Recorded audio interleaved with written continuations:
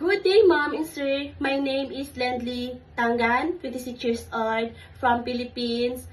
I am single, without child. I am college graduate taking care of Bachelor of Elementary Education. I work as a housemaid way back 2022-2025 with its 5 members of family, 1 adult, 1 elderly, and 2 child. My main duties there is taking care of 2 child, 3 years old and 7 years old. I'm always making sure that the 2 child safe, clean, comfortable.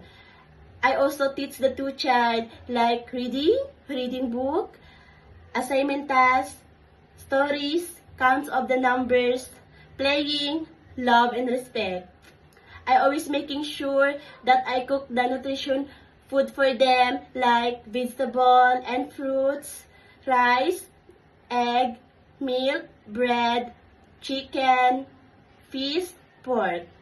I also doing house chores such as cleaning, mopping the floor, sanitizing bathroom, kitchen, washing windows, laundry, washing, drying, folding, ironing, and gardening, and taking care of small dog.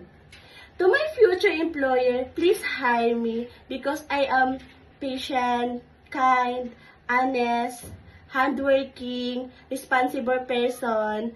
I can manage my time well. I will follow instruction carefully. I can also take care of the kids with love and patience. Hope you will choose me. Thank you and God bless.